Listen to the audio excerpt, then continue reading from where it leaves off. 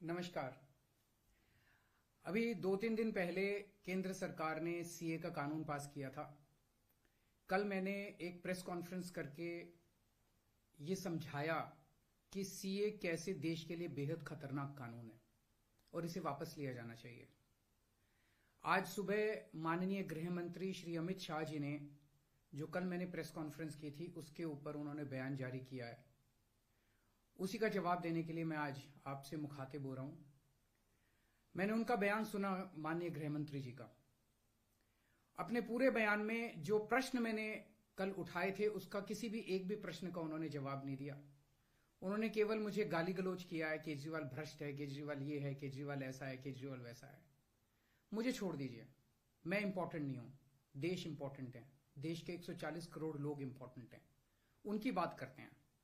मैं आपसे पूछना चाहता हूं कि आज हम पूरा देश मिलके, सारी सरकारें मिलके अपने देश के बच्चों को रोजगार देने में असमर्थ हैं। जो इतनी भारी संख्या में बाहर से आप पाकिस्तान, बांग्लादेश के लोगों को हमारे देश में लाके बसाना चाहते हो, उनको नौकरियां कहां से दोगे? उनके लिए नौकरियां कहां से आएंगी? पहले अपने बच्चों के लिए तो नौकरी का इंतजाम कर लो। ये मेरा कल मूल प्रश्न था। उनके लिए घर कहां से आएंगे जो आप इतनी बड़ी संख्या में पाकिस्तान से, बांग्लादेश से लोगों को लाके अपने देश में बसाना चाहते हो, माइग्रेशन करवाना चाहते हो? वो उनके लिए घर, उनके लिए नौकरियां, उनके लिए संसाधन कहां से आएंगे? अपने देश में इतनी गरीबी है, अपने देश में ऑलरेडी लोगों के पास नौकरियां नहीं है, घर नहीं है, उनको कहां से लाके बसाओगे? आजादी के बाद काफी बड़े स्तर के ऊपर माइग्रेशन हुआ था। बहुत सारे लोग भारत से पाकिस्तान और बांग्लादेश गए थे और बहुत सारे लोग वहां से इधर आए थे। अब जो ये माइग्रेशन इस सीए की वजह से होने वाला है, ये उससे कहीं ज्यादा बड़ा माइग्रेशन होने वाला है। पाकिस्तान, बांग्लादेश, अफगानिस्तान, इनका कहना है कि सीए के तहत इनके अल्पसंख्यक जो हैं वो अगर भारत में आके रहना चाहेंगे तो उन्हें उस बात की मंजूरी दी जाएगी, उन्हें हमारे भारत की नागरिकता दे दी जाएगी। इन तीनों देशों में मिलाके लगभग 2.5 से 3 करोड़ अल्पसंख्यक रहते हैं। पाकिस्तान, बांग्लादेश और अफगानिस्तान में मिलाके लगभग 2.5 से 3 करोड़ अल्पसंख्यक रहते हैं। वहां बहुत गरीबी है, उनके पास रोजगार नहीं है। भारत में आना और भारत की नागरिकता मिलना उनके लिए तो बहुत बड़े सपने की तरह है। और अगर हमने भारत के दरवाजे खोल दिए, इतनी बड़ी संख्या में लोग आने वाले हैं जिसकी हम कल्पना भी नहीं कर सकते। इन 2.5-3 करोड़ लोगों में से अगर 1-1.5 करोड़ लोग भी आ गए तो कहां बसाया जाएगा उनको? क्या करेंगे उनका? ये मेरा प्रश्न था माननीय गृह मंत्री जी, जिसका जवाब आपने नहीं दिया। आपका यह कहना है कि 2014 से पहले के लोगों को, जो आ चुके 2014 से पहले, उनको बसाया जाएगा।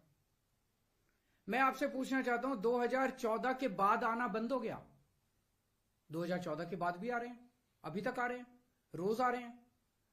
तो अभी तक 2000 जो इलीगल माइग्रेंट आते थे, जो घुसपैठिए हमारे देश के अंदर आते थे, वो डरते थे कि अगर आ गए तो हमें निकाल देंगे, हमें पकड़ लेंगे, हमें जेल में डाल देंगे। उन्हें डर रहता था क्योंकि वो इलीगल थे।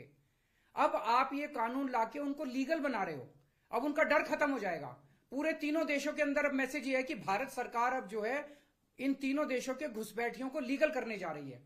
तो ये 2014, आज आप 2014 वालों की बात कर रहे हो, कल आप 2019 के पहले वालों की बात करोगे, फिर ये डेट एक्सटेंड करके 2024 कर दोगे, क्योंकि घुसपैठिए तो आ ही रहे हैं।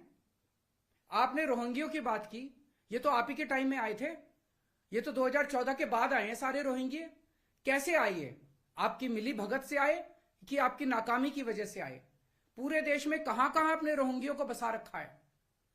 तो जो इतने एक तरह से दरवाजा जो खोल रहे हो, इनको जो लीगल बना रहे हो, ये देश के लिए बहुत खतरनाक है। और इतनी भारी संख्या में इसके बाद घुसपैठिए आने वाले हैं जिसकी हम कल्पना भी नहीं कर सकते।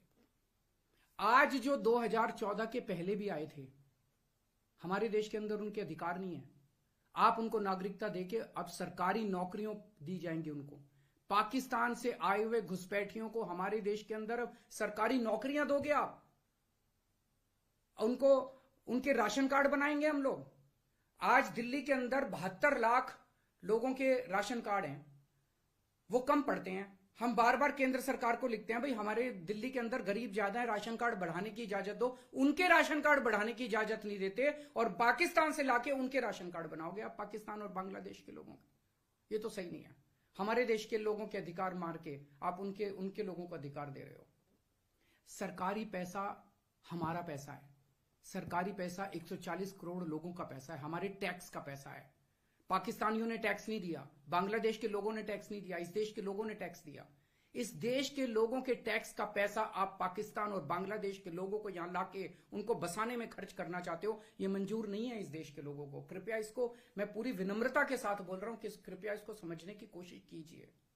और मैं देश के लोगों से जानना चाहता हूं, आपसे जानना चाहता हूं, जो ये मेरी प्रेस कॉन्फ्रेंस सुन रहे हैं और ये वीडियो देख रहे हैं, मैं आपसे जानना चाहता हूं, अगर आपके घर के सामने सड़क के उस पार पाकिस्तान से आए हुए लोगों की झुग्गियां बसा दी गई, क्या ये आपको मंजूर होगा? कौन लोग हैं जो ये पाकिस्तान से आ गए? कौन लोग हैं जो ये बांग्लादेश से आ गए? क्या आपकी बहू बेटियां सुरक्षित होंगी? अगर वहां पे आए हुए लोगों को बसा दिया गया, पाकिस्तान के लोगों को पूरे देश के अंदर जगह जगह बसा दिया गया, क्या आपको ये मंजूर होगा? क्या आप अपने आप को उनके बीच में सुरक्षित महसूस करोगे? और कौन होंगे ये लोग? क्या देश सुरक्षित होगा? पता नहीं कैसे लोगों को पाकिस्तान ही भेज देगा, बहुत सारे लोगों को हमारे देश के अंदर। क्या हमारा देश सुरक्षित होगा? चारों तरफ कानून व्यवस्था की समस्या नहीं पैदा हो जाएगी? इसी को लेकर मैं चिंतित हूं माननीय गृह मंत्री जी। मेरी बात को अन्यथा मत लीजिए, मेरी बात को समझने की कोशिश कीजिए। और हम दूसरे देशों से क्यों नहीं सीखते?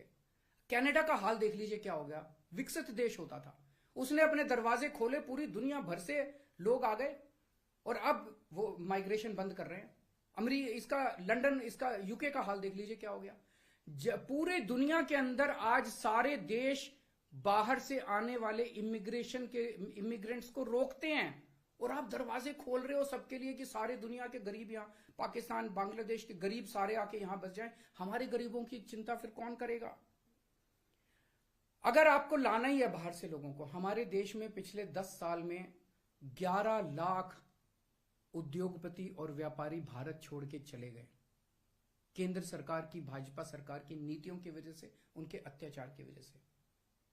अगर लाना है तो इनको वापस लेके आइए। ये हमारे ही देश के लोग हैं, ये भी भारत के लोग हैं। ये 11 लाख लोग देश को छोड़ के चले गए, ये वापस आएंगे। ये अमीर लोग हैं, इनके पास पैसा है। ये आएंगे, फैक्ट्री लगाएंगे, दुकानें खोलेंगे, व्यापार करेंगे, लाखों बच्चों को रोजगार देंगे। इनको लेके आइए ना, पूरा देश आपका साथ देगा। पर पाकिस्तानियों को और बांग्लादेशियों को हमारे देश के अंदर लाके अगर आप बसाएंगे, ये देश को मंजूर नहीं है। नमस्कार।